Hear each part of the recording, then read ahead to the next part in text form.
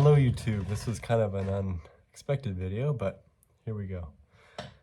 Here's the situation. I have a 92 base model. Base model was very base, didn't even come with an oil pressure gauge. So I was like, should probably do something about that. So I bought the sr5 cluster, which I have it all torn apart right now. And I wanted to make a quick little video on setting your correct odometer readings. So the first step you're going to want to do is you'll take a punch or a pick. You just got to make sure it fits at the same diameter as this pin here. And then you'll push that through. The pin will slide out like this. Pull it all the way out. Just dump them out like that. And we're going to set it to the correct miles, which in this case is 140,000.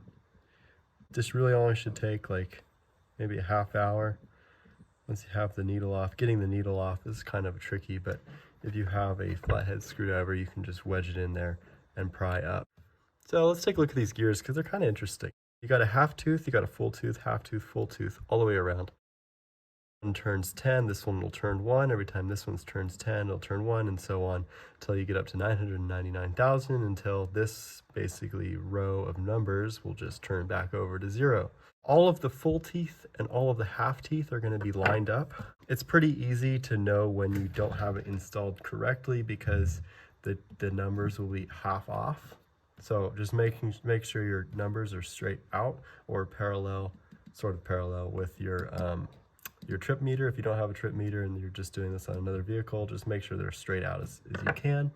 And then you're just going to take your small tooth and you're going to put that in the same above. So pull the number back, put it in, drive that in. 1 is locked to the shaft, 4 is spinning. And these things work on a set of springs. So these are plastic springs here. And these little paws basically just act as a holder because these shafts are not round, they're actually square.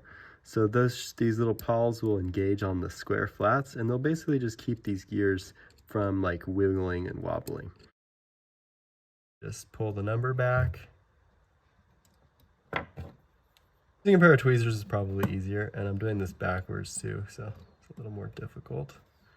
So we got our number in, drop that in, push the shaft. Hi, this is VoiceOver Me in the future. There's 3 things that I want to talk about. One is cross-compatibility. All models 1991 to 1995, doesn't matter if it's a V6, 22RE, pickup, or 4runner, are all cross-compatible by gauge cluster. Models pre-1991 use a cable-driven tach, but as far as I know are all cross-compatible as well. One other little thing, if you're doing an engine swap or a gauge cluster swap in your truck or 4runner, just adjust the potentiometer in the back of the tachometer to the correct engine size for your application. That could be an inline 4, a V6, or a V8. Also, if you're going from a base model to an sr5 model, you need to change out your oil pressure sending unit because the sending unit on the 22RE or just the base model is actually just a switch. It doesn't go to a gauge, it just goes to a dummy light. Although the cost of a sending unit is significantly more than a switch that comes on your existing base model, you must do this upgrade because you will blow up your gauge if not. Number 2, and probably the most important, is that you don't cheat your mileage. Set it to the utmost precision that you possibly can. In my case, my unit was not working for the last 3,000 miles, which is the mileage that I have put on the truck since I acquired it from the previous owner. I did a guesstimation based off of oil change intervals and logging my data through Google Maps. Just make sure, basically, that you set this to the best of your abilities. And finally, for number 3, this is kind of hilarious, but I really want to apologize for the state of my hands. I just rebuilt the front end of my engine and did a dual row timing chain upgrade, so they are a mess. Okay, so we got 140,000 miles, and we're going to just push this in with the end of our screwdriver back into the knurling. Hold both sides. There we go. So there you go. That's how you set your correct mileage. Alrighty folks, that should do it. I got 3 miles on this thing, it's working great.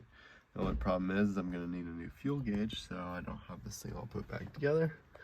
But until next time, thanks for watching.